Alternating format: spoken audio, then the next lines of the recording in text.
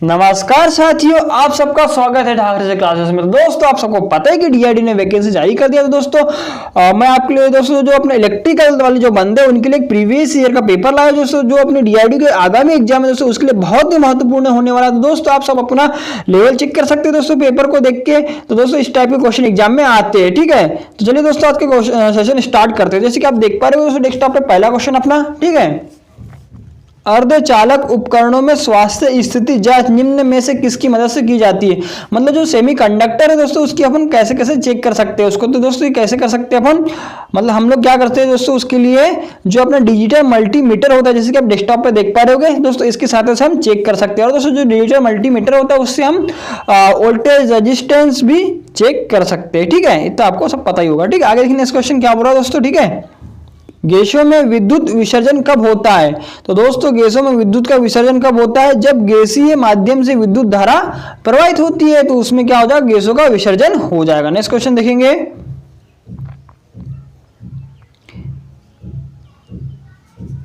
Next question, BJT में कितने terminal होते हैं। तो दोस्तों बीजेटी में कितने टर्मिनल होते हैं, 3 टर्मिनल होते हैं। तो दोस्तों आपको बीजेटी क्या होता है मैं इसके यहाँ पे डेफिनेशन लगा दे रहा हूँ। तो दोस्तों आप इसको पढ़ के आपका जो बीजेटी दोस्तों बाइपोलर जंक्शन ट्रांजिस्टर पूरा क्लियर हो जाएगा दोस्तों, ठीक है। तो ठीक है दोस्तों, मैं पूरा इसको बताऊंगा तो वीडियो बहुत लंबी हो जाएगी, इसलिए दोस्तों आप इसको पढ़ लीजिए, ठीक है। आगे नेक्स्ट क्वेश्चन, क्योंकि दोस्तों अपने आगामी एग्जाम डीआईडी जो है दोस्तों है ना, इससे रिलेटेड उसमें क्वेश्चन बनने वाले है ना, ठीक है दोस्तों। नेक्स्ट क्वेश्चन देखेंगे। यदि कोई व्यक्ति बेहोश हो जाता है तो सबसे पहले क्या चेक करना चाहिए। दोस्तों आप सबको पता है कि अपने फर्स्ट ही चैप्टर जो पहला आईटीआई के जो पहले ही जो चैप्टर है ना, सेफ्टी और प्रिकॉशन जो है ना, उससे रिलेटेड क्वेश्चन दोस्तों। तो दोस्तों उसमें क्या आ जाएगा, इसका क्वेश्चन आंसर क्या आ जाएगा दोस्तों, व्यक्ति के श्वसन की जांच करना चाहिए, ठीक है। अगर किसी व्यक्ति का बेहोश हो गया है तो उसका जो व्यक्ति है उसकी जो श्वसन है ना, श्वास को चेक करना चाहिए सबसे पहले, ठीक है। नेक्स्ट क्वेश्चन देखेंगे। नेक्स्ट क्वेश्चन बोल रहा है दोस्तों, समांतर क्रम में संयोजित एक स्रोत मुक्त आरएलसी नेटवर्क की नेपर आवृत्ति कितनी होगी। तो दोस्तों ये कितनी होती है नेपर आवृत्ति, ये होती है दोस्तों 1/2 RC होती है। तो दोस्तों अगर आपको यहाँ पे कहीं दिख रहा हो तो इसको लगा दीजिए। तो चूंकि इन्होंने आंसर दिया है दोस्तों, इसका आंसर क्या दिया है इन्होंने, जैसे कि आप देख पा रहे होगे अपने इस पे डेस्कटॉप पे, ठीक है। आंसर इन्होंने दिया है 2/4 RC दिया हुआ है, ठीक है ना। तो दोस्तों जब आप 2 का जब इसको काट देंगे ना तो 1/2 RC हो जाएगा। तो इसलिए दोस्तों इसका आंसर ये हो जाएगा, ठीक है। आगे देखिए नेक्स्ट क्वेश्चन। नेक्स्ट क्वेश्चन क्या बोल रहा है, डीसी श्रेणी मोटर का उपयोग करने के लिए निम्न में से कौन सा अनुप्रयोग सर्वाधिक उपयुक्त है। मतलब जो अपने डीसी श्रेणी मोटर होती है वो किस लिए उपयुक्त की जाती है, मतलब कहाँ यूज की जाती है। तो दोस्तों जहाँ पे हमें उच्च स्टार्टिंग टॉर्क तथा उच्च भार की आवश्यकता होती है वहाँ पे हम डीसी मोटर को यूज करते हैं, ठीक है। तो दोस्तों मैं इसके आपके लिए जो डीसी मोटर क्या होती है यहाँ पे ये देखिए आप डेफिनेशन देख पा रहे होगे, तथा जो इससे रिलेटेड जो दूसरी मोटर है भी दोस्तों उसके बारे में भी इसका मैं यहाँ पे लगा दे रहा हूँ, ताकि दोस्तों इससे रिलेटेड जो भी अपनी नेक्स्ट एग्जाम में क्वेश्चन आएंगे उससे आपको फायदा होगा, ठीक है दोस्तों। नेक्स्ट क्वेश्चन देखते हैं। नेक्स्ट क्वेश्चन बोल रहा है, चुंबकीय परिपथ में चुंबकीय फ्लक्स किसके द्वारा उत्पन्न होता है। तो दोस्तों चुंबकीय परिपथ में जो चुंबक फ्लक्स जो उत्पन्न होता है मतलब कि फाइव किसके द्वारा उत्पन्न होता है दोस्तों, चुंबक वाहक बल, मतलब कि एमएमएफ इसका होता है मैग्नेटोमोटिव फोर्स, ठीक है। एमएमएफ का मतलब होता है मैग्नेटोमोटिव फोर्स होता है, ठीक है। और जो अपना इलेक्ट्रिकल सर्किट होता है दोस्तों उसमें क्या होता है, ईएमएफ इलेक्ट्रोमोटिव फोर्स है ना। ये मैग्नेटिक परिपथ में एमएमएफ होता है और इलेक्ट्रिक परिपथ में ईएमएफ होता है, ठीक है। तथा इसकी जो इकाई होती है दोस्तों क्या होती है, एम्पियर टर्न इकाई होती है, ठीक है। चलिए आपको ये क्लियर हो गया होगा। आगे देखते हैं नेक्स्ट क्वेश्चन क्या बोल रहा है। नेक्स्ट क्वेश्चन बोल रहा है दोस्तों, निम्न में से कौन सा पावर केबल का भाग नहीं। तो दोस्तों इसके लिए आपको एक शॉर्ट ट्रिक याद रखनी है जो कि दोस्तों कई बार एग्जाम में पूछा जाता है इससे रिलेटेड। चलो आपको इसका आंसर पहले बता देता हूं। इसका आंसर दोस्तों आ जाएगा भार, मतलब कि लोड, ठीक है। जैसे मैं आपको देखो पहले इसका ट्रिक बताता हूं। इसका आपको याद रखना दोस्तों सिम्बास,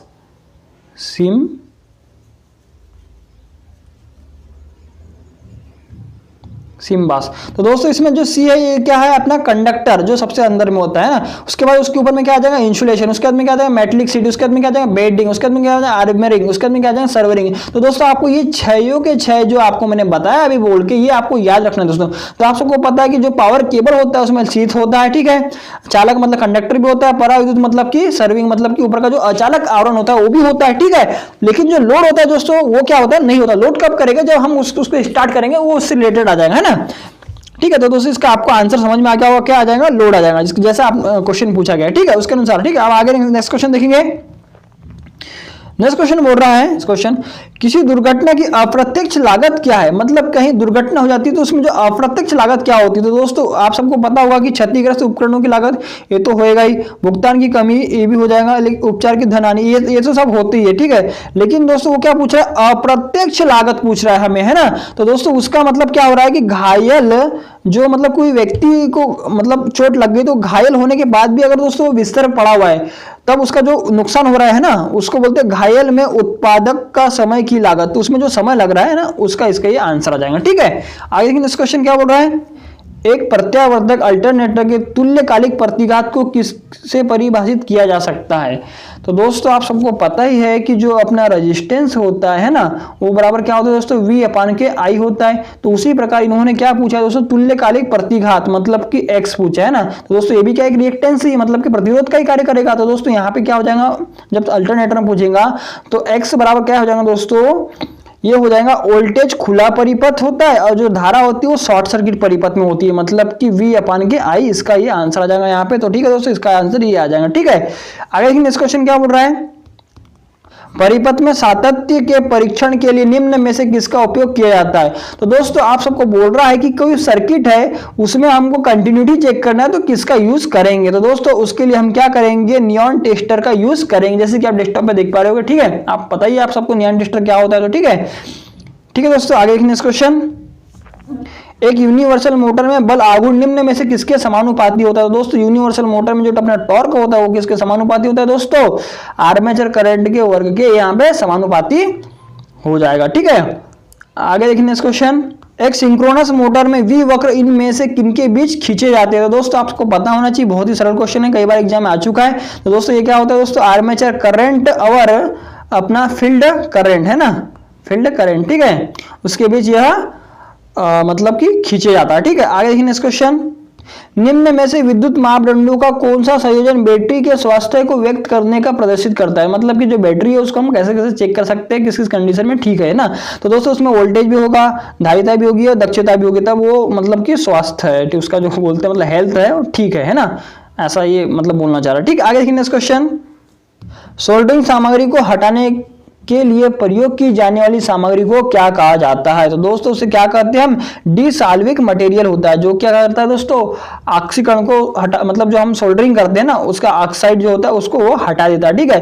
तो दोस्तों हम जानते हैं कि जो अपना सोल्डर होता है काय का बना होता है दोस्तों, वो काय का होता है SN मतलब कि टिन प्लस के अपना PB मतलब कि लेड का बना होता है, जिसमें दोस्तों SN कितना परसेंट होता है 63% प्लस के जो अपना PB मतलब कि लेड होता है कितना परसेंट होता है 37% होता है। दोस्तों आपको एग्जाम की दृष्टि से सब होना चाहिए दोस्तों, जैसे कि आप मैं इसके आप लिए यहाँ पे डेफिनेशन लगा देता हूँ कि जो सोल्डर वायर काय का बनता है तो बता ही दिया, फिर भी आप इसको देख लीजिए, पढ़ लीजिए। और जो दोस्तों अपना पेस्ट होता है ना उसकी भी मैं डेफिनेशन लगा दे रहा हूँ दोस्तों, उसका आप पढ़ लीजिए। तो दोस्तों जो आपने आगामी एग्जाम इससे रिलेटेड अगर कोई भी क्वेश्चन बनेगा तो आपसे छूटेगा नहीं दोस्तों, ठीक। आगे नेक्स्ट क्वेश्चन, निम्न में से कौन सा डीसी मोटर का यांत्रिक दक्षता व्यंजक है। तो ये पूछा जा रहा है दोस्तों, जो अपनी डीसी मोटर होती है उसकी यांत्रिक दक्षता का मतलब ये फार्मूला कौन सा होता है, ठीक है। तो दोस्तों इसका आंसर आ जाएगा अपना उपयोगी यांत्रिक शक्ति आउटपुट बटे कुल विकसित यांत्रिक शक्ति, ठीक है। ठीक है दोस्तों ये आपको समझ में आ गया। नेक्स्ट क्वेश्चन देखेंगे, नेक्स्ट क्वेश्चन बहुत ही इंपॉर्टेंट क्वेश्चन है दोस्तों, इसको पढ़ेंगे हम। पहले क्या हो रहा है, स्टार क्रम में संयोजित 3 एक समान प्रतिरोध एक संतुलित 3 फेज वोल्टेज वाले स्रोत से जुड़े होने पर कुल 4000 वाट विद्युत शक्ति की खपत करते हैं। यदि आप प्रतिरोधकों को डेल्टा है ना, डेल्टा क्रम में संयोजित करके समान स्रोत से जोड़ दिया जाए तो क्या बोल रहा है दोस्तों, प्रति फेज व्यय होने वाली विद्युत शक्ति ज्ञात करो। ये क्या बोल रहा है दोस्तों, प्रति फेज मतलब कि एक फेज में कितना होगा, ठीक है। पहले काय में था, वो स्टार में था, उसके बाद उन्होंने क्या किया दोस्तों, उसको डेल्टा में जोड़ दिया, मतलब है ना। तो दोस्तों आप सबको पता है कि जो अपना डेल्टा स्टार कनेक्शन होता है उसमें सपोज अगर पावर P है तो जो अपना डेल्टा कनेक्शन होगा उसमें क्या हो जाएगा दोस्तों 3P, मतलब कि इसका 3 गुना हो जाता है दोस्तों, ठीक है। तो दोस्तों इसका आंसर क्या आ जाएगा, अगर वो दोस्तों पूछता कि डेल्टा कनेक्शन में कितना, तो उसका वो टोटल जब पूछता तो उसका 12,000 वाट इसका आंसर आ जाता। बट उन्होंने क्या पूछा है हमें, जैसे कि आप देख पा रहे होंगे प्रति वह फेस पूछा है, मतलब कि प्रति मतलब कि एक फेस में कितना होगा। तो दोस्तों एक फेस में कितना होगा 4000 वाट ही होगा, इसलिए इसका आंसर क्या आ जाएगा दोस्तों 4000 वाट आ जाएगा, ठीक है। चलो आपको ये समझ में आ गया होगा। देखते हैं नेक्स्ट क्वेश्चन क्या बोल रहा है, लेड एसिड बैटरी में कितने सेल क्रम में जुड़े होते हैं? बैटरी की धारिता अगर 100 एम्पियर आवर है तो 12 वोल्ट होने पर। तो दोस्तों ये पूछ रहा है कि अगर किसी सेल को मतलब जो अपनी लेड एसिड बैटरी होती है उसका टोटल करंट कितना, टोटल वोल्टेज कितना है दोस्तों? 12 वोल्ट है। तो श्रेणी क्रम में कितने होंगे? तो दोस्तों आपको पता है कि जो अपना बैटरी होती है लेड एसिड बैटरी उसका 2.2 लगभग उसका वोल्टेज होता है, ठीक है, लगभग उसका वोल्टेज होता है ना एक प्रति सेल। तो दोस्तों अगर हम 6 सेल को जोड़ेंगे श्रेणी क्रम में तो दोस्तों इन्होंने क्या 12 वोल्ट दे दिया है, तो हम अगर 2 वोल्ट मानेंगे तो दोस्तों उसका जो 2 इंटू 6 करेगा जब आप, तो कितना आ जाएगा? 12 वोल्ट आ जाएगा। तो दोस्तों इसके हिसाब से जो इसका आंसर है यहाँ पे क्या आ जाएगा? 6 आ रहा है, ठीक है, क्योंकि हमको वोल्टेज भी इसमें बराबर करना है इसका ना, ठीक है। तो दोस्तों आपको समझ में आ गया। नेक्स्ट क्वेश्चन देखते हैं, किस प्रकार की वायरिंग की सामान्य विश्वसनीयता अच्छी नहीं होती? तो दोस्तों आप सबको पता है कि जो अपनी क्लिट वायरिंग होती है उसकी जो विश्वसनीयता क्या होती है? कम होती है, मतलब कि टेम्पररी होती है, ठीक है। तो इसलिए इसका आंसर क्या आ जाएगा? क्लिट वायरिंग आ जाएगा। वुडन केशिंग अच्छी होती है, कंड्यूट वायरिंग भी होती है, टीआर टफ, रबर सीटेड, ये सब क्या होता है? वायरिंग के टाइप्स है दोस्तों, जिसके आप डेस्कटॉप पे यहाँ पे देख पा रहे हो कि मैं आपके लिए यहाँ पे वायरिंग के जो टाइप्स होते हैं वो भी इसके लिए यहाँ पे लगा दे रहा हूँ, ठीक है। आगे नेक्स्ट क्वेश्चन, यदि प्रतिरोध श्रेणी क्रम में जुड़े हो तो क्या होता है? तो दोस्तों आप सबको पता ही है कौन सा सत्य होगा, आप सबको पता होना चाहिए। जब प्रतिरोध को श्रेणी क्रम में जोड़ते हैं तो उसमें जो धारा होती है, मतलब कि आई जो होती है दोस्तों, आई बराबर क्या हो जाएगा? I1 बराबर I2, मतलब कि जो श्रेणी क्रम में जो धारा को जानने के लिए एक ही मार्ग रहता है, इसीलिए उसमें जो प्रवाहित होने वाली विद्युत धारा है, प्रत्येक प्रतिरोध में प्रवाहित होने वाली धारा का मान क्या होगा? समान होगा। और दोस्तों यही अगर हमारा समांतर क्रम होता तो उसमें जो प्रवाहित होने वाला वोल्टेज, मतलब सभी उपकरण जो भी अपने लगे हुए हैं उन सब में जो वोल्टेज होता है दोस्तों V1 बराबर V2 बराबर, मतलब कि समांतर क्रम में वोल्टेज समान रहता है तो श्रेणी क्रम में जो धारा होती है वो समान रहती है, ठीक है दोस्तों। आपको क्लियर हो गया होगा क्वेश्चन। आगे देखने क्वेश्चन, नेक्स्ट क्वेश्चन क्या बोल रहा है अपना, निम्न में से कौन सा वायरिंग प्रणाली का चयन करने में प्रयुक्त मापदंड नहीं है? तो दोस्तों आप सबको पता होना चाहिए कि जो अपना सुरक्षा होनी चाहिए, दिखावट भी अच्छी होनी चाहिए, लागत भी कम होनी चाहिए, है ना।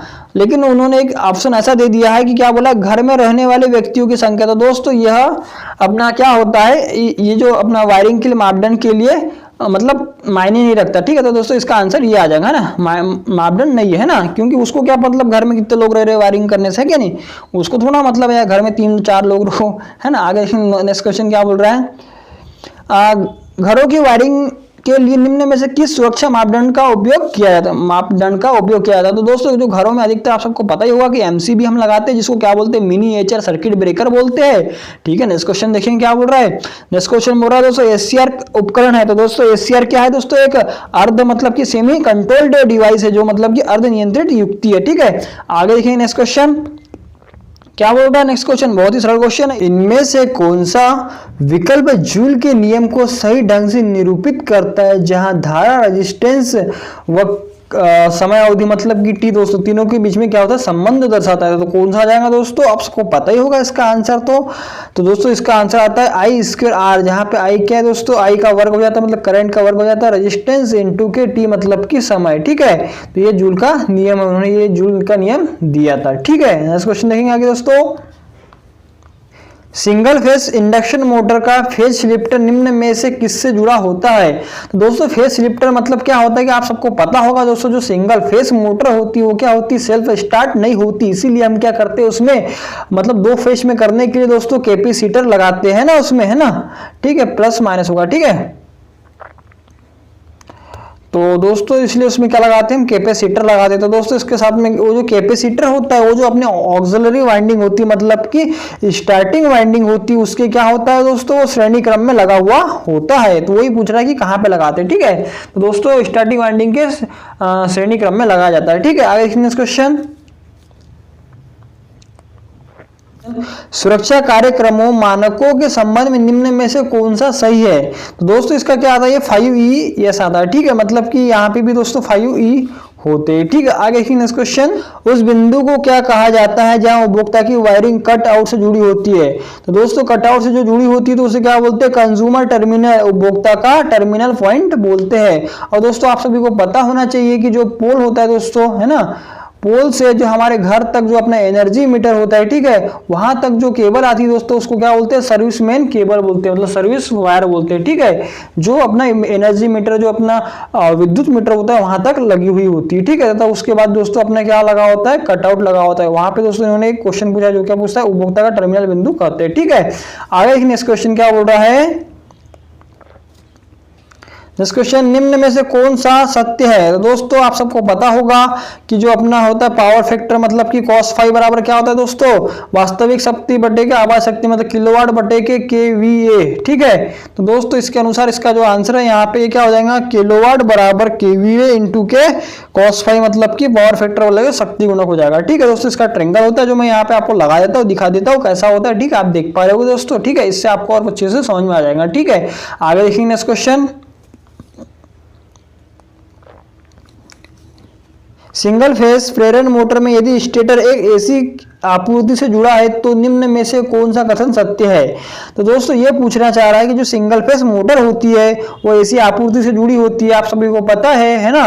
तो दोस्तों वो क्या होती है, सेल्फ स्टार्ट नहीं होती। आप सबको पता होना चाहिए कि जो सिंगल फेज मोटर होती है वो सेल्फ स्टार्ट नहीं होती, उसमें फेस लिफ्ट मतलब कि कैपेसिटर लगाया जाता है, मतलब कि एक फेस को दो फेस में बांटा जाता है। उसके बाद क्या होता है, उसमें घूर्णी चुंबकीय क्षेत्र उत्पन्न होता है, ठीक है, तब जाके वह मोटर स्टार्ट होती है। तो दोस्तों इसमें क्या आ जाएगा, इसका आंसर अपना क्या आ जाएगा, यह स्वतः घूर्णी क्षेत्र उत्पन्न नहीं कर सकता, यानी जो सिंगल फेस मोटर होती है वह यह स्वतः घूर्णी क्षेत्र उत्पन्न नहीं कर सकता, ठीक है। आगे देखिए next question,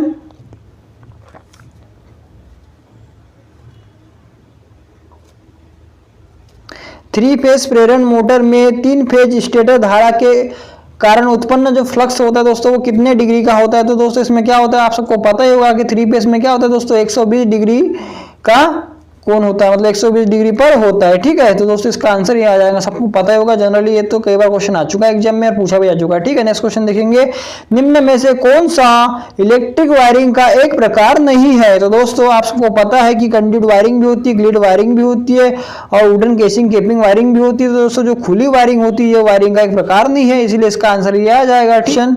AC DC converter में निम्न में से कौन सा मापदंड आउटपुट डीसी वोल्टेज के गुणवत्ता प्रदान करता है। तो दोस्तों आप सबको पता है कि जो एसी होती है ना उसको डीसी में कौन कन्वर्ट करता है, रेक्टिफायर करता है। तो डिस्टिकाई की इसकी जो दक्षता होगी दोस्तों वो मतलब आउटपुट अच्छे से देगा, है ना, डिस्टिकाई दक्षता आ जाएगा इसमें, ठीक है। तो दोस्तों जैसे कि आप देख पा रहे होगे यहाँ पे मैं रेक्टिफायर का ये लगा दे रहा हूँ, ठीक है, डेफिनेशन आप इसको पढ़ लीजिएगा, ठीक है। दोस्तों आगे देखते हैं नेक्स्ट क्वेश्चन, निम्न में से किस अनुप्रयोग में लेड एसिड बैटरी का उपयोग किया जाता है। तो दोस्तों ये सब तो आपको पता ही होगा, जो इतनी भी ऑटोमोबाइल्स जो है ना दोस्तों, अपनी बड़ी बड़ी जो बसें होती, कारें होती, उन सब में क्या होता है, लेड एसिड बैटरी का उपयोग किया जाता है, इसलिए इसका आ जाएगा ऑटोमोबाइल्स आ जाएगा। और दोस्तों आपने सब स्टेशन पे देखा होगा जो अपना बैकअप के लिए भी लेड एसिड बैटरी का यूज किया जाता है, ठीक है। आगे जिससे क्या होता है दोस्तों, रिले मतलब ऑपरेट होती है ना। आगे नेक्स्ट क्वेश्चन, नेक्स्ट क्वेश्चन क्या बोल रहा है अपना, प्लेट अर्थिंग में प्लेट की सामग्री की बनी होती है। तो दोस्तों यह क्या की बनी होती है, कॉपर की बनी हुई होती है, ठीक है। तो इसका आंसर क्या आ जाएगा, कॉपर Cu दोस्तों, जिसका परमाणु क्रमांक कितना होता है 29 होता है, जिसका गलनांक कितना होता है दोस्तों 1084 डिग्री सेल्सियस होता है, ठीक है दोस्तों। और जो आपको बता देना चाहूँ, जो अपना कॉपर होता है उसकी जो प्लेट बनी हुई होती है उसकी जो लंबाई चौड़ाई जो मोटाई कितनी होती है दोस्तों, तो वो होती है 60 गुणित के 3.18 mm में होती है, ठीक है। और जो अर्थिंग प्लेट होती है दोस्तों दो प्रकार की होती है, एक मतलब ये तो कॉपर की हो गई और दूसरी होती है दोस्तों GI मतलब कि गैल्वेनाइज्ड आयरन की भी बनी होती है, जिसकी मोटाई लंबाई और जो दोस्तों चौड़ाई कितनी होती है वो भी मैं आपको बता देता हूँ, ठीक है। उसकी जो लेंथ होती है 60 इंटू के 6.36 mm होती है, मतलब कि ये जो इसका मोटाई है कॉपर से जस्ट इसका डबल होता है। तो दोस्तों आपको ये याद रखना, आने वाले एग्जाम में दोस्तों कुछ भी आ सकता है, ठीक है। निम्न में से कौन सा शब्द 5S प्रणाली का भाग नहीं है। तो दोस्तों यह क्या पूछ रहा है, 5S प्रणाली का, ये बहुत ही अच्छा दोस्तों, अपने को जो अपना सेफ्टी होता है उसके हिसाब से इसको रखा जाता है। तो दोस्तों पहले में क्या आ जाएगा, सॉर्टिंग आ जाएगा, सेकेंड में क्या आ जाएगा, सीट इन ऑर्डर आ जाएगा, तीसरे में क्या आ जाएगा दोस्तों, सिंप्लीफाई आ जाएगा, चौथे में क्या आ जाएगा, सस्टेन आ जाएगा, पांचवें में क्या आ जाएगा दोस्तों, सेल्फ डिसिप्लिन आ जाएगा। तो आप सबको पता होना चाहिए कि इसमें सॉर्टिंग होता है, साइन होता है, सस्टेन होता है, लेकिन जो स्वेप है दोस्तों यह वर्ड इसमें नहीं होता। तो दोस्तों 5S के अंतर्गत स्वेप नहीं आता, इसलिए इसका आंसर ये आ जाएगा। इसलिए इन्होंने पूछा भाग कौन सा नहीं है, ठीक है। तो दोस्तों इंपॉर्टेंट क्वेश्चन है, इसको याद रखना है आपको, ठीक है। आगे देखने इस क्वेश्चन, इलेक्ट्रिक वायरिंग में प्रयुक्त केबल का चयन करते समय निम्न में से किस मापदंड पर विचार नहीं किया जाता? तो दोस्तों आप सबको पता होना चाहिए, इसका आंसर बहुत ही अच्छा है। जैसे कि आप सबको पता है कि कोरों की संख्या, मतलब कि कितने उसमें कोर है उस पर देखा जाएगा। वोल्टेज की ग्रेडिंग की, वोल्टेज कितने वोल्टेज तक सह सकता है, तथा जो अपनी केबल है कितने वोल्ट की, तो चालक की सामग्री मतलब मटेरियल एल्यूमिनियम है, कॉपर है, किसका, इसको देखा जाता है। ठीक है, लेकिन जो भू संपर्क मतलब कि अर्थ जो पॉइंट होता है उसको वहां पे नहीं देखा जाता। ठीक है, VAR निम्न में से किसकी इकाई है? तो दोस्तों VAR की इकाई क्या होती है? तो इसको बोलते हैं रिएक्टिव पावर। ठीक है, जो वोल्टेज एम्पीयर रिएक्टेंस जो होता है उससे प्रतिघाती शक्ति होती है। ठीक है, तो दोस्तों इसका आंसर ये आ जाएगा। इसलिए आगे देखते हैं, नेक्स्ट क्वेश्चन है ना।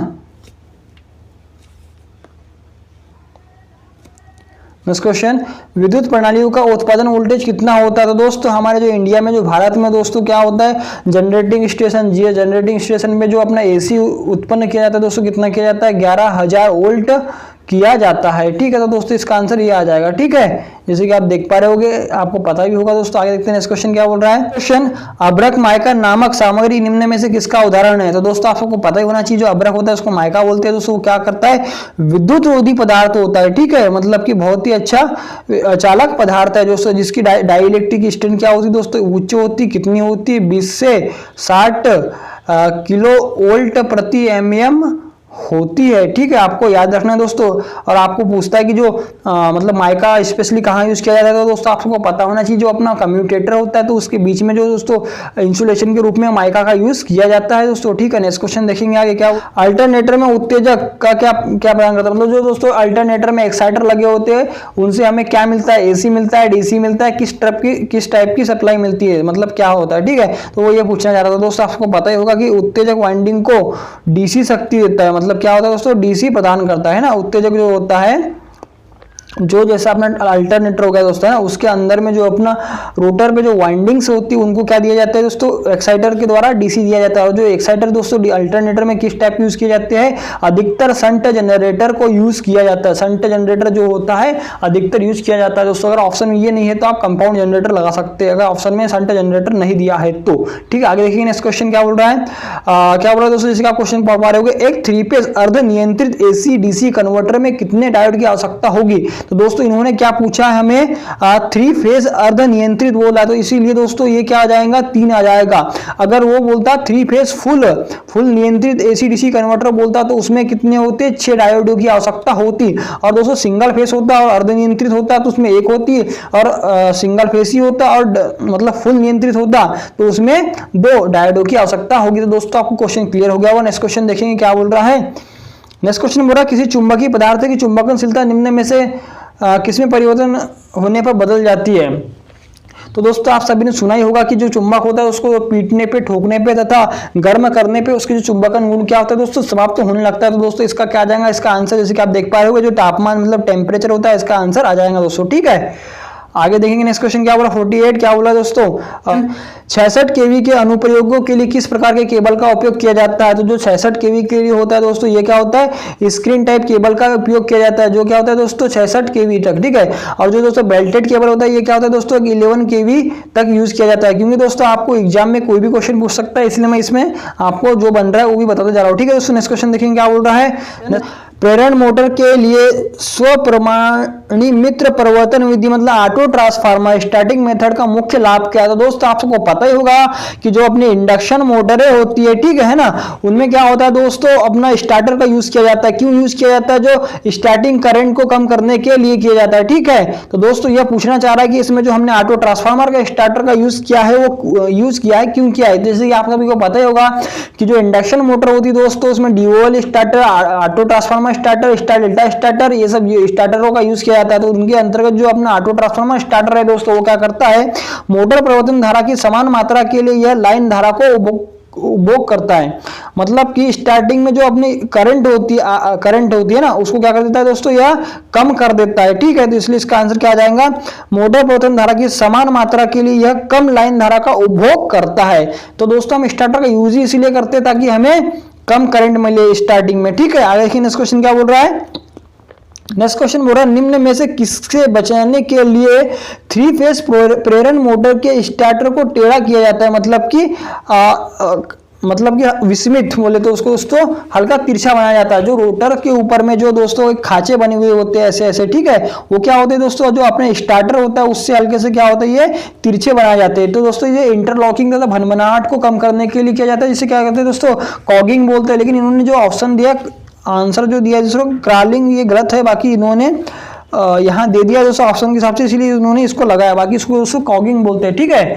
आगे देखिए क्या बोल रहा है, जैसे बोल रहा है विद्युत आवेश की एसआई इकाई का मात्रक क्या है दोस्तों। जो आवेश होता है उसको क्यू से दर्शाते हैं, तो जो इसकी इकाई होती है दोस्तों क्या होती है, कूलाम होती है। इसको कैसे दर्शाते हैं, सी से दर्शाते हैं, ठीक है। अब इसमें वोल्टेज दिया है तो आप सबको पता है कि वोल्ट की इकाई वोल्टेज, जो वोल्टेज होता है दोस्तों उसकी वोल्ट होती है, विद्युत धारा की एम्पीयर होती है, पावर की वाट होती है, ठीक है। आगे देखिए नेक्स्ट क्वेश्चन क्या बोलना चाह रहा है दोस्तों, देख पा रहे हो आप। नेक्स्ट क्वेश्चन बोल रहा है तो दोस्तों नेक्स्ट क्वेश्चन जैसे आप देख पा रहे हैं, मतलब न्यूमेरिकल क्वेश्चन दोस्तों बहुत ही अच्छा क्वेश्चन है। तो दोस्तों इसमें जाएगा लेप संयोजित आर्मेचर वाले एक 4 पोल शंट जनरेटर में, तो इन्होंने दोस्तों क्या दिया हुआ है, लेप दिया हुआ है, ठीक है। याद रखिएगा क्या बोलना चाह रहा, लेप है या वेप है, ऐसा है ना। 4 पोल शंट जनरेटर में क्षेत्र प्रतिरोध और आर्मेचर प्रतिरोध क्या बोला दोस्तों, आर्मेचर प्रतिरोध क्रमशः 50 ओम और 0.1 ओम है। तो इसमें 100 वोल्ट और 40 वाट वाले 60 लैंपों का विद्युत शक्ति आपूर्ति प्रदान की जाती है। तो आर्मेचर धारा का मान क्या होगा, मतलब कि हमको क्या निकालना दोस्तों, आइए निकालना है, ठीक है। तो दोस्तों जैसे कि आप देख पा रहे हैं यह लेप वाउंड जनरेटर है, ठीक है। कौन सा जनरेटर, लेप वाउंड जनरेटर, ठीक है। और दोस्तों आप देख पा रहे हो 4 पोल की शंट जनरेटर है ना। तो हमको पहले तो दोस्तों इसमें क्या निकालना, आई ए निकालना है ना, मतलब, ठीक है। तो हम क्या करेंगे पहले दोस्तों, आई एस एच बराबर इसका फार्मूला होता है, तो बराबर क्या हो जाएगा, वी अपन के आर एस एच हो जाएगा। तो वी कितना दिया है दोस्तों, इसमें आप सबको देख पा रहे हो 100 वोल्ट दिया है। आर एस एच मतलब कि शंट फील्ड का रजिस्टेंस कितना दिया हुआ है दोस्तों, क्षेत्र प्रतिरोध कितना दिया हुआ है, 50 दिया हुआ है। तो 50 का किसमें भाग हो जाएगा, तो 50 दूनी कितना हो जाएगा, 100। मतलब कि अपना आई एस एच कितना हो जाएगा दोस्तों, 2 वोल्ट हो जाएगा, ठीक है, 2 एम्पियर हो जाएगा, है ना। कितना हो जाएगा, 2 एम्पियर हो जाएगा, ठीक है। तो दोस्तों मैं आप सबको बता देना चाहूँ, क्योंकि जो अपना आर्मेचर करंट होता है आई ए बराबर क्या होता है, आई एस एच प्लस के आई एल होता है। तो मैंने दोस्तों यहाँ पे आई एस एच निकाल लिया, कितना आया, 2 एम्पियर आया, ठीक है। अब आगे हम आई एल निकालेंगे, तो आई एल निकालने के लिए क्या करेंगे, हम देख पा रहे हो जैसे कि आप इसमें चूंकि दोस्तों P बराबर क्या होता है, वी आई होता है, ठीक है। तो लोड करंट बराबर क्या दोस्तों, क्योंकि इसमें पावर का मान दिया है 40 वाट तथा वोल्टेज का मान कितना दिया 100 वाट, ठीक है। तो आगे देख पा रहे हो जैसे कि अब आई बराबर क्या हो जाएगा दोस्तों, तो आई बराबर क्या हो जाएगा, आई बराबर P अपॉन के V, ठीक है। तो दोस्तों P कितना दिया है, 40 वाट दिया, तो 40 दिया है, और कितने लैंप है, पूरा 60 लैंप है, तो इनटू कितना हो जाएगा, 60 हो जाएगा। अपॉन कितना हो जाएगा दोस्तों, वोल्टेज कितना है अपना 100 वोल्ट है, तो 2 जीरो से 2 जीरो कैंसिल हो जाएगा। तो दोस्तों 6 चौ कितना हो जाएगा, 24 हो जाएगा, ठीक है। और वो +2 हो जाएगा, कौन सा वाला, ISH, मतलब कि दोस्तों ये 2 हो जाएगा। तो दोनों को जोड़ देंगे तो कितना आ जाएगा दोस्तों, 26 एम्पियर आ जाएगा। मतलब कि जो अपना IA बराबर कितना हो जाएगा दोस्तों, 26 एम्पियर हो जाएगा, ठीक है। तो दोस्तों इसका आंसर क्या आ जाएगा अपना, 26 एम्पियर। तो दोस्तों आपको समझ में आ गया होगा, मैंने क्या ऐसा जैसा आपको निकाल के बताया वैसा निकाल लीजिएगा तो आपसे बन जाएगा, ठीक। आगे देखिए इस क्वेश्चन क्या बोल रहा है, एक प्रत्यावर्तक की समग्र दक्षता को किस प्रकार परिभाषित किया जाता है। तो दोस्तों इसको याद रखना है आपको, बहुत ही इंपॉर्टेंट क्वेश्चन है, कई बार एग्जाम में आ चुका है दोस्तों। तो इसके लिए क्या होता है दोस्तों, आउटपुट क्या हो जाएगा, आउटपुट अपन के आउटपुट प्लस के लॉसेस, है ना। तो दोस्तों ये देखिए आप कहाँ पे आपको दिख रहा होगा, इसको आउटपुट को निर्गत बोलते हैं, ठीक है। निर्गत अपन का निर्गत प्लस के लॉसेस मतलब कि हानियां। तो दोस्तों जैसे कि आप देख पा रहे होगे इसमें आपको दिख रहा होगा आउटपुट अपन के आउटपुट प्लस के हानियां, ठीक है। ये इसका आंसर हो जाएगा, ठीक है दोस्तों। नेक्स्ट क्वेश्चन, किसी जंक्शन में प्रवेश करने वाली और उससे बाहर निकलने वाली सभी धाराओं का बीजगणित योग शून्य होना चाहिए, यह कथन किसने परिभाषित किया था। तो दोस्तों आपको पता होना चाहिए कि अपने महान वैज्ञानिक कौन थे, किरचॉफ जी थे, है ना। उन्होंने 2 नियम दिया था, पहला नियम क्या दिया था दोस्तों, करंट का दिया था, दूसरा नियम कौन सा दिया था, वोल्टेज ला दिया था, ठीक है। तो दोस्तों इन्होंने पहला नियम तो यहाँ पे लिख दिया कि किसी संगम पर किसी संगम की ओर आने वाली तथा संगम से बाहर जाने वाली धारा का क्या होता है दोस्तों, बीजगणित योग क्या होता है, शून्य होता है। तो समेशन आई बराबर क्या हो जाएगा दोस्तों, 0 हो जाएगा। तो इसका आंसर कौन सा आ जाएगा दोस्तों, जैसे कि आप देख पा रहे हो किरचॉफ का धारा का नियम होता है, ठीक है। सेकंड नियम भी होता है दोस्तों, इसका वोल्टेज लॉ होता है दोस्तों। इसमें क्या होता है, समेशन ई बराबर क्या दोस्तों, समेशन आई आर होता है। इसकी मैं डेफिनेशन बोल रहा दोस्तों, क्योंकि आपको आगे एग्जाम में दोस्तों इंपॉर्टेंट रहेगा।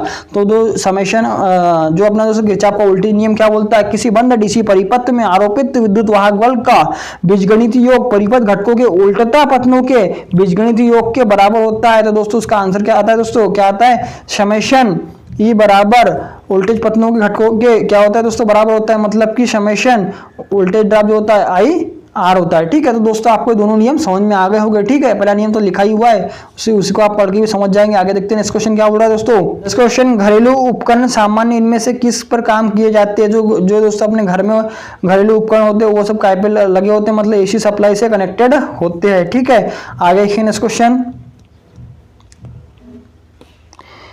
एक 230 वोल्ट डीसी श्रेणी मोटर में 40 एम्पीयर की धारा प्रवाहित होती है, तो आर्मेचर और श्रेणी वाइंडिंग का जो क्रम से प्रतिरोध कितना दिया है दोस्तों, 0.2 दिया हुआ है, 0.1 ओम दिया है, तो ब्रश वोल्टेज ज्ञात कीजिए। ठीक है, तो दोस्तों आप सबको मैं बता देना चाहूंगा, बहुत ही अच्छा क्वेश्चन है ये, चलो इसको हम सॉल्व करेंगे। ठीक है, तो दोस्तों इसके लिए मैं एक काम करता हूँ, पहले यहाँ पे डीसी सीरीज मोटर को बना देता हूँ, तो उससे क्या होगा दोस्तों, सॉल्व करने के लिए अच्छा रहेगा। ठीक है, तो दोस्तों जैसे कि आप देख पा रहे होगे इसमें है ना, अपना आप सबको पता होता है कि जो अपना डीसी सीरीज मोटर होती है, जो सीरीज फील्ड वाइंडिंग होती है दोस्तों, क्या होता है, मोटे तार है ना तथा कम लपेटन वाली बनाई जाती है। ठीक है,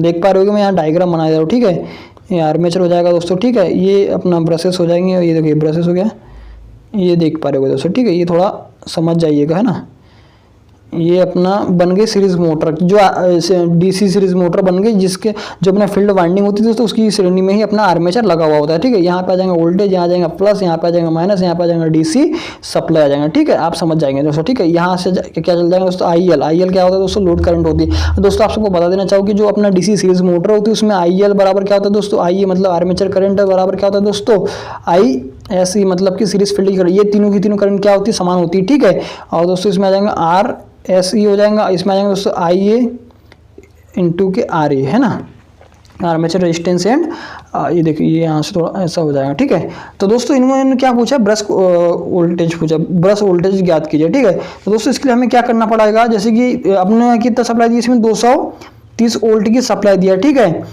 तो दोस्तों ये देखो यहाँ तक 230 वोल्ट आया, फिर यहाँ पे उन्होंने क्या बोल रहा है कि ये 40 वोल्ट की 40 एम्पियर, आईएल कितना 40 एम्पियर है, तथा जो सीरीज फील्ड का रेजिस्टेंस कितना है दोस्तों, कितना है इसमें 0.1 है। ठीक है, कितना है 0.1। तो दोस्तों यहाँ पे देख पा रहे होगे, तो दोस्तों इसमें क्या हो रहा है, वोल्टेज ड्रॉप हो जाएगा, क्योंकि जो रेजिस्टेंस लगा हुआ है, ठीक है ना इसका, तो V बराबर क्या होता है दोस्तों, V बराबर क्या होता है, आई आर होता है। तो अपना I कितना है, मतलब कितना है दोस्तों 40 है, R कितना है दोस्तों 0.1 है, तो ठीक है 0.1। तो जब आप इसका गुना करेंगे तो इसमें क्या आ जाएगा 4 हो जाएगा। तो वो पूछ रहा है कि ये जो यहाँ तक है ना, अपना जो ब्रश दिया हुआ है यहाँ पे इसको कितना वोल्टेज मिलेगा, मतलब कितना वोल्टेज जाएगा। तो ठीक है दोस्तों, हम क्या करेंगे फिर कि ये वोल्टेज तो आ गया। ठीक है, थोड़ा क्लियर कर लेता हूँ मैं इसको एक बार। ठीक है, कितना था दोस्तों, वो 4 हो गया था अपना, कितना हो गया जब उससे हमने गुना किए थे तो कितना गया था 4 हो गया था। जो अपने कार्बन ब्रश है वहां तक वोल्टेज कितना जा पाएगा। ठीक है दोस्तों, अपना टोटल कितना था 230 वोल्ट था, ड्रॉप कितना हुआ 4 हुआ, इसको आप जब माइनस करेंगे तो कितना आ जाएगा दोस्तों 226 वोल्ट इसका आ जाएगा। मतलब कि जो अपना आर्मेचर तक जो अपना वोल्टेज है, मतलब ब्रश तक जो ब्रश जो होता है ना, ब्रश ये देखो ब्रश तक जो वोल्टेज पहुंचेगा कितना पहुंचेगा 226 वोल्ट पहुंचेगा। तो इस टाइप से आप इसको क्लियर फिर सॉल्व कर सकते हैं। ठीक है, नेक्स्ट क्वेश्चन देखेंगे दोस्तों, आगे क्या बोल रहा है नेक्स्ट क्वेश्चन, यदि एक बीजेटी मतलब कि बाइपोलर जंक्शन ट्रांजिस्टर को एम्पलीफायर के रूप में उपयोग करना हो तो उसे निम्न में से किसके साथ संचालित किया जाना चाहिए। तो दोस्तों उसके लिए इसे क्या करना चाहिए, सक्रिय क्षेत्र, ठीक है उसके साथ यूज करना चाहिए। ठीक है, नेक्स्ट क्वेश्चन देखेंगे आगे क्या बोल रहा है दोस्तों। नेक्स्ट क्वेश्चन बोल रहा है मेगर का प्रयोग या फिर उपयोग निम्न में से किसके मापने के लिए किया जाता है। तो दोस्तों आप सबको पता ही होगा कि जो मेगर होता है उसका उपयोग क्या होता है दोस्तों, उच्च प्रतिरोध को मापने के लिए किया जाता है। बच्चों वाला क्वेश्चन है, आप सबको पता ही होगा दोस्तों। आगे देखते हैं नेक्स्ट क्वेश्चन, ये भी बच्चों वाला क्वेश्चन आ गया दोस्तों। जैसे कि आप देख पा रहे हो क्वेश्चन क्या बोल रहा है, 3 फेज विद्युत आपूर्ति का सही क्रम क्या है। जो अपना इंडिया होता है दोस्तों, उसमें जो भारत होता है, जो अपना ना भारत में दोस्तों फेज क्रम जो होती है 3 फेज लाइन जो होती है दोस्तों किसके अनुसार होती है, RYB मतलब क्या होता है सर, रेड, देखो रेड हो गया, येलो हो गया, ब्लू हो गया। ठीक है, इसके अनुसार इंडिया में फेज का सीक्वेंस मतलब कि चलता है। आगे देखेंगे फेज का जो कलर होता है इसके अनुसार रखा जाता है। ठीक है, आगे देखेंगे नेक्स्ट क्वेश्चन क्या बोल रहा है, एसी मापन के लिए वोल्ट मीटर के मल्टीप्लायर की प्रतिबाधा होती है, मतलब कितनी होती है, क्या होती है, पूछना चाह रहा है। ठीक है, तो दोस्तों एसी मापन के लिए जो मल्टीप्लायर की प्रतिबाधा होती है आवृत्ति के साथ स्थिर रहनी चाहिए। ठीक है, तो दोस्तों इसका आंसर यह आ जाएगा। ठीक है, नेक्स्ट क्वेश्चन देखेंगे क्या बोल रहा है। नेक्स्ट क्वेश्चन बोल रहा है दोस्तों, ये बोल रहा है कि निम्न में से कौन सा कथन सही है। तो दोस्तों आप सबको पता होना चाहिए कि इन्होंने जो आंसर, जैसे कि देखो आपने जब 7वीं 8वीं में रहा होगा, तब जब प्रैक्टिकल किया होगा बैटरी वैटरी का, तो आपके सर ने बताया होगा दोस्तों कि जो अपने सेल होते हैं तो सेलों के समूह को ही क्या बोलते हैं दोस्तों, बैटरी बोलते हैं। तो सेलों के समूह से मतलब बैटरी सेल से बनी होती है, ठीक है, ये इसका आंसर आ जाएगा। बता दिया सेल बैटरी से बनते हैं, नहीं।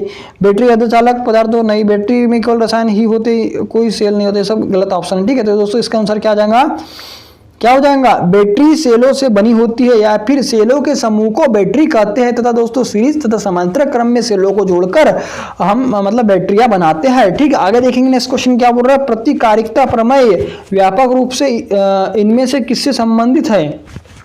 तो दोस्तों इसका आंसर इन्होंने क्या किया, नेटवर्क में सहायता प्रभाव, इसका ये आंसर दिया हुआ है, ठीक है। आगे देखिए नेक्स्ट क्वेश्चन क्या बोल रहा है। नेक्स्ट क्वेश्चन बोल रहा है दोस्तों, बहुत ही अच्छा क्वेश्चन है, अच्छा मतलब एग्जाम में आया है दोस्तों। क्या बोलना चाह रहा है ये, नीचे दिए गए संकेत को पहचानिए क्या होगा। तो दोस्तों ये आपको दिख ही पा रहा है कि ये साइन बोर्ड जो है दोस्तों क्या का ये डेंजर है, मतलब है ना। तो इनमें एक आपने काय का सिंबल बना है, हाथ का सिंबल बना है, और इधर में क्या दोस्तों ये तार का सिंबल है। तो दोस्तों क्या बोलना चाह रहा है, क्या बोलना चाह रहा है कि विद्युत खतरे वाली चीजों को न छुए, ताकि उसमें पता है, आप सबको पता है खतरा हो सकता है, करंट भी हो सकता है ना। तो विद्युत खतरे वाले, आप जैसे बिजली के तार को न तोड़े, ये तो नहीं होगा यहाँ पे ना। इस क्षेत्र में तार संयोजित ना करे, आगे साफ है, ये सब तो कोई नहीं करेगा। क्या करेगा, विद्युत खतरे वाली चीजों को न छुए, ठीक है।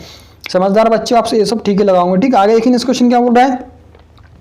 नेक्स्ट क्वेश्चन बोल रहा है दोस्तों कि डायोड का रिवर्स रिकवरी टाइम एवं मापदंड है जो निम्न में से क्या निर्धारित करता है। तो दोस्तों ये क्या करता है, प्रचालन की गति को निर्धारित करता है। नेक्स्ट क्वेश्चन क्या बोल रहा है दोस्तों, जैसे कि आप देख पा रहे होंगे, नेक्स्ट क्वेश्चन बोल रहा है निम्न में से किस मापदंड को मल्टीमीटर के द्वारा नहीं मापा जा सकता। तो आप सभी को पता है, जैसे कि मल्टीमीटर यहाँ पे देख पा रहे हैं, उससे क्या करते हैं दोस्तों, हम आई मतलब की धारा, आर मतलब की रेजिस्टेंस, और दोस्तों वी मतलब की वोल्टेज, इन तीनों का मेजर करते हैं तथा जो सेमीकंडक्टर होता है उन्हें उनका भी जो दोस्तों कंडीशन को चेक कर सकते हैं। लेकिन जो तापमान होता है दोस्तों इसको नहीं चेक करते मल्टीमीटर के द्वारा, इसलिए इसका आंसर यह आ जाएगा। नेक्स्ट क्वेश्चन हम देख पा रहे हैं, आगे देख पा रहे होगे आप, ठीक है।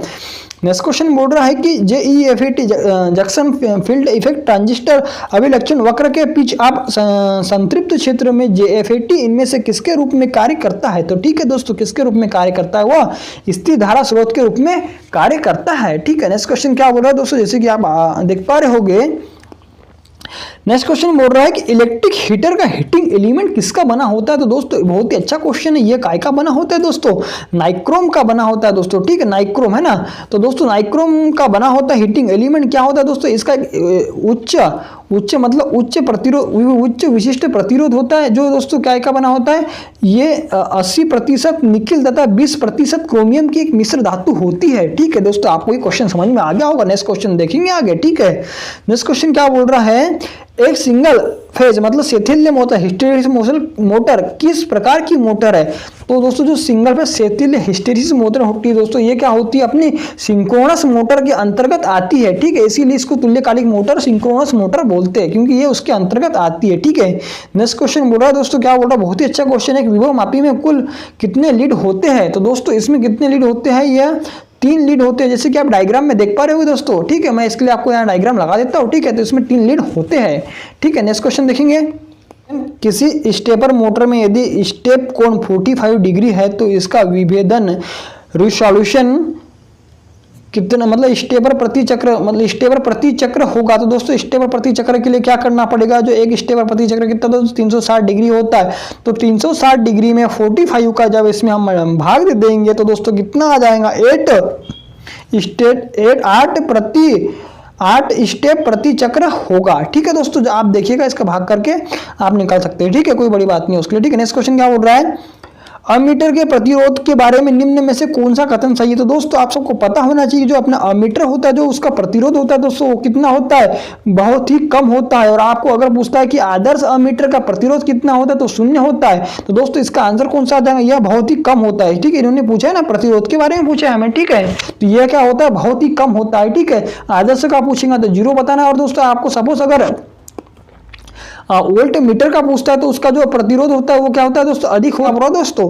नेक्स्ट क्वेश्चन बोल रहा है, क्या बोल रहा है ये, किसी विद्युत परिपथ में होने वाला वोल्टेज ड्रॉप को चुंबकीय परिपथ में किस पैरामीटर के रूप में जाना जाता है, फिर देखा जाता है। दोस्तों ये मैग्नेटिक सर्किट में पूछ रहा है कि वोल्टेज ड्रॉप किसके हिसाब से जाना जाता है, ठीक है।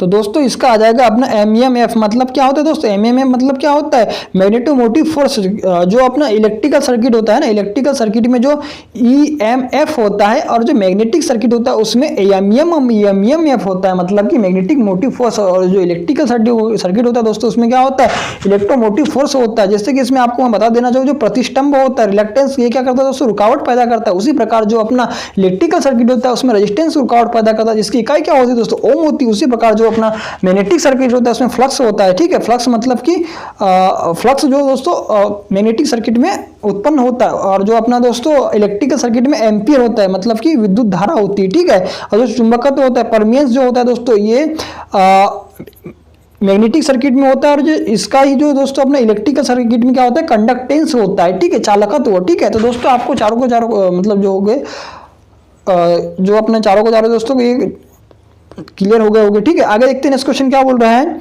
डीसी वोल्टेज स्रोत से संयोजित शुद्ध प्रेरक स्थिर अवस्था में क्या होता है, कैसा व्यवहार करता है दोस्तों। डीसी इसमें कैसा व्यवहार करता है दोस्तों, लघुपतित मतलब कि शॉर्ट सर्किट परिपथ का व्यवहार करता है। ठीक है, आगे देखिए नेक्स्ट क्वेश्चन क्या बोल रहा है। नेक्स्ट क्वेश्चन बोल रहा है, जैसे कि आप देख पा रहे होंगे, एक सिंगल फेज इंडक्शन मोटर के लिए प्रतिरोध split phase type starting motor में सहायक वाइंडिंग ऑक्सिलरी वाइंडिंग निम्न में से क्या होती है। तो दोस्तों आपको पता होना चाहिए, जो अपना जो सिंगल फेज एसी मोटर्स होती है उसमें क्या होता है, एक रनिंग वाइंडिंग होती है, एक स्टार्टिंग वाइंडिंग होती है। ठीक है, तो उनमें वो पूछना चाह रहा है कि जो ऑक्सिलरी वाइंडिंग होती है उसका क्या होता है। तो उसका दोस्तों क्या होता है, उच्च प्रतिरोध होता है, तो निम्न प्रेरकी प्रतिघात होता है। ये क्या होता है दोस्तों, स्टार्टिंग वाइंडिंग का होता है। अगर आपको जस्ट अगर रनिंग वाइंडिंग का पूछेगा तो उसमें उच्च की जगह दोस्तों निम्न प्रतिरोध आ जाएगा, और इसमें उच्च प्रेरकी मतलब जस्ट इसका अपोजिट हो जाएगा। तो दोस्तों अपने 75 क्वेश्चन थे।